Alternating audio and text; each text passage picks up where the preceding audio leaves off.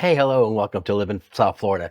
If you're curious about South Florida's condo market and wondering if it's a crisis or a hidden opportunity, hey, folks, you're in the right place. So today we're going to do a little deep dive into the condo markets of Fort Lauderdale, Broward County, and Palm Beach County to uncover the truth. So whether you're an investor, you're a buyer, or you're just curious, we got you covered. So, let's go ahead and jump in. So, folks, quick question. Are you tired of scraping ice off your windshield? Dreaming of a place where the sun shines just about every day and the beach is just really steps away? South Florida could actually be your paradise. But is the condo market here a crisis waiting to happen, or is it actually a golden opportunity in disguise? In this video, we're going to uncover the secrets of Fort Lauderdale, Broward County, and Palm Beach, from skyrocketing real estate opportunities to vibrant local attractions. So stay tuned, because the ultimate guide to your dream life in South Florida starts right now. So, let's talk about the current state of the condo market here in South Florida. Okay, in 2024, the condo market's actually kind of showing mixed signals. Fort Lauderdale's condo prices have increased by about 9% over the past year, but inventory levels are actually fluctuating. So, so what does this mean for buyers and investors? For instance, one of our recent client, Jane's, she secured a condo in Fort Lauderdale last year, and she's already seen her property appreciate in value by about 9.3%. This could signal a need for buyers to act quickly before prices climb higher. On the other hand, sellers like one of our clients, Mark, finding it a great time to capitalize on current market conditions. But they got to be aware of fluctuating inventory levels that could impact the speed of sale, and of course the price. So, we just talked about factors that influence the condo market right now. So what are some of those factors? Well, obviously one of them is economic conditions. The second was changes in interest rates, natural events all play significant roles. Folks, look, we're less than 3 months out from an election, and typically in an election year, the economy just kind of goes upside down, sideways, back and forth, and nobody really knows where it's going to go.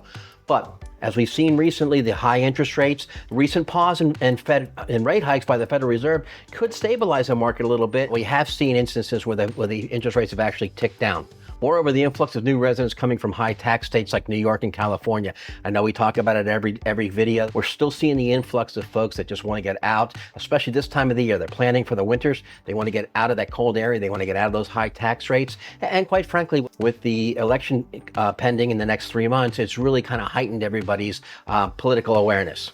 This is particularly true in the condo markets, okay? In addition to the rise of remote work, and it's something we talk about all the time. I mean, if you can work remotely, okay, why not take the opportunity to be able to work close to the beach, work close to the golf course, or work close to the casinos, whatever it is that your interest or your vice may be, okay? And it's really drawing people to places like Broward County and Palm Beach County. It becomes more attractive due to the balance of a lifestyle and the convenience. Consider one of our clients, John, who through COVID was forced to work remotely, and when COVID was gone, he had an option of being able to come back to his office or be able to work or continue to work remotely. Well, he decided to opt for the remote working, okay, and he found that the overall cost of living from being up in New York was significantly lower. The local amenities he had, 300 plus days of sun every year, and then also being able to laugh at his northern neighbors and friends in February when they're freezing and he's sitting there sipping pina coladas on the beach. Okay, this provided for him a perfect work-life balance, okay? And honestly, the influx of these remote workers are really driving up the demand and, of course, the price in these areas. Let's kind of take a little look at some of the hidden opportunities in this seemingly turbulent market, okay? For savvy buyers and investors, there are still gems to be found.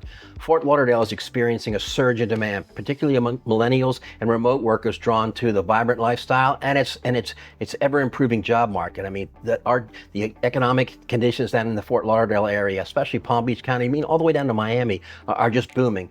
Unemployment is at all-time lows. The number of companies moving in to offer job opportunities is ever increasing. And it really draws a lot of folks coming in. Certain specific areas like Flagler Village, which has trendy cafes and art galleries and new condo developments, kind of enhance that work-life mixture. Similar, Palm Beach, which has many master plan communities like Westlake, offering diverse housing options and attractive prices for both families, singles, and retirees. For example, one of our clients, Sarah, was an investor clutch. She just purchased a condo in Flagler Village when it was starting to gain popularity. Now her condo is appreciated significantly due to the area's growing desirability and amenities, and she has never had a problem going ahead and getting it rented. But hey, folks, like anything else, it's not all sunshine and roses. The condo market here in South Florida is also facing several potential crises. I mean, not the least of which is all the pending legislation and regulations. Now, there are some call outs to Governor DeSantis to go ahead and make some modifications and to loosen some of these requirements that may or may not result in some significant changes. But increasing insurance costs, particularly in the coastal areas, are a significant concern. Additionally, the new building regulations, as I just mentioned, the Surfside tragedy, have increased costs for condo associations, which will ultimately be passed down to the owners, which if you're an investor, you'll ultimately pass on to the renters. So you need to kind of keep these things in mind. So buyers, you need to be aware of these types of issues and consider that when you're making your purchase decisions. Now, for example, we have a client, Lisa, who owns a condo right along the coast. I mean, it's literally, I mean, you could toss your drink over the balcony, okay, and it goes in the water. Okay, she's seen her insurance premiums double over the past 3 years due to increased flood risks, and that significantly impacts her costs overall, her property values, and again, her ability to rent out. Honestly, what should you do if you're looking to buy or sell a condo in this market? Okay, well, folks, here's some tips. Okay, first and foremost, do your research. Okay, I mean, I can't stress this enough. Do your research. Look around for all you can look around. Please feel free to reach out to experts like my team and I to find out. We're the local experts. We see it, we know it, we live it every day. You need to understand the local markets and the local trends, but also now, from a condo perspective, you need to start digging into the specific condo association rules. Some condo associations have all kinds of bylaws in there. We call them condo commandos. Some other ones understand that you need to have a little flexibility and you need to be looking at what's best for the overall owners. Work with a local realtor, okay? I mean, I know a lot of us have friends that have come down to South Florida, and maybe we're still up in the New York, New Jersey, Boston area, Cali area, Chicago area. But folks, those friends of yours that spend half a year down in South Florida and half a year out from wherever your home is, they're not gonna have their finger on the pulse of the market. You need to understand and work with the local realtors. We live this every single day. We know that we know not only the complexities of the condo market, but we understand the local regulations and what's going on. We also see what the trends are. Why are people all of a sudden selling in this particular area? Why are people buying in this particular area? Okay. Third, evaluate the risks. Okay. Every one of these condo investments, every investment you have is going to have a certain amount of inherent risk. Consider the long-term risks such as insurance costs, environmental factors, increases in real estate costs. If you're looking to rent your property out the whole year, look at it from the standpoint of making sure that you're do your homework on the actual what are the true and valid rental rates that you can look to experience. If you're looking to rent your property out during the portion of the year, maybe the high season, make sure that you're in line with what the rates are for that particular area, that particular high season, and get those decisions made early because folks, now it's August. Most of the people who are going to be renting from the October through May timeframe, they've already secured their rentals. They've already looked in what's going on. So when you're going to be renting out investment properties, you're probably going to be picking up either people who are going to make a quick change at the last minute or people who have been straggling behind. Now, for example, if you're considering selling, okay, consider small upgrades like modernizing a kitchen or a bathroom to boost your property's value. For buyers, don't hesitate to explore different areas. It doesn't matter where you are in Fort Lauderdale, where you are in West Palm Beach or in Broward County. There are always great little cottage neighborhoods that only us locals know about.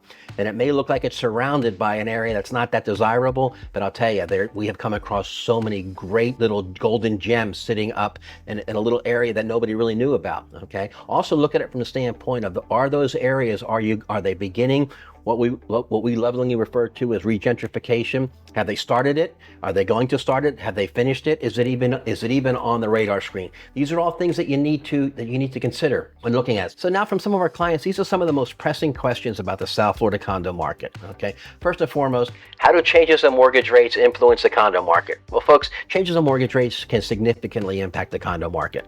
Higher rates can deter potential buyers due to increased monthly payments, leading to slower sales and potentially stabilizing or reducing prices.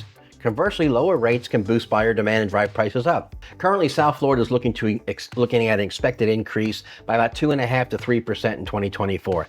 The average price of condos and townhomes in South Florida area as a whole is expected to increase from about $530,000 in 2023 to about $554,000 or $555,000 in 2024. Now, folks, that's across the entire area of South Florida. That's Palm Beach County, Broward County, Miami-Dade County. And some of this may be due to buyer competition and bidding wars, and caused by tight inventory in certain areas. Okay. However, some say that the high-end luxury sales may be skewing the average sales price, We have seen a huge influx in luxury sale purchases, and there's certainly no shortage of investors building out luxury properties like the Ritz-Carlton and like the Waldorf. What are the key factors driving the luxury trends in South Florida? Folks, the luxury market in South Florida is driven by several factors, including the influx of high net worth individuals. Again, this is all being driven also by the fact that they can work remotely, and Florida is a very business friendly and a very tax friendly state, okay? Favorable tax policies, okay? And again, if you can spend 300 plus days a year outside playing tennis, playing golf, going to the beach, going to the pool, sunning yourself, okay? It makes it a whole lot, makes a decision for many a whole lot easier, okay? And despite challenges like the higher prices and economic uncertainties, areas like Miami-Dade and certain areas of West Palm Beach are seeing a strong demand for luxury condos. I mean, we've seen a noticeable increase in the sales of units priced above $1 million.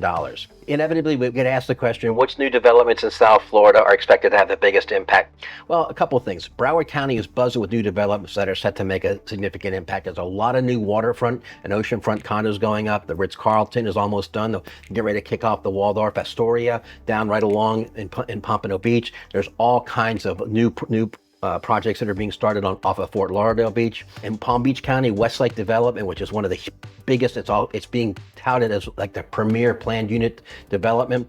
It continues to attract attention with a master plan community and offers a range of different housing options. Now, the other question comes down to, and this is a little more esoteric, okay, I'll be the first to admit it, okay, how do shifts in buyer preferences affect condo prices in South Florida? Okay. Well, folks, again, I mean, in many cases, the shift in buyer preferences is almost sometimes as just like the wind. Okay. But shifts, they do have a noticeable impact on condo prices.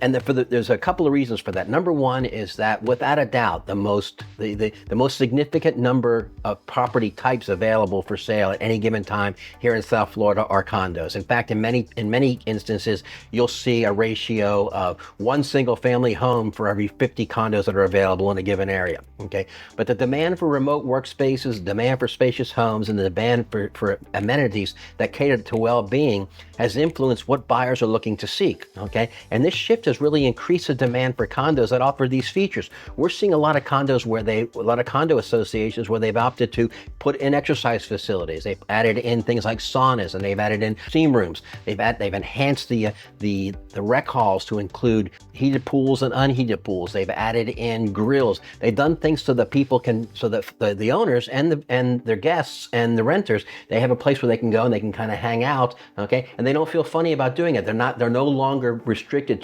just being inside that particular dwelling. So in conclusion, Florida's condo market presents both potential crises and potential hidden opportunities. Whether you're buying, you're selling, or investing, understanding market dynamics is the key. So what do you think? Is the condo market in crisis, or is it full of hidden opportunities?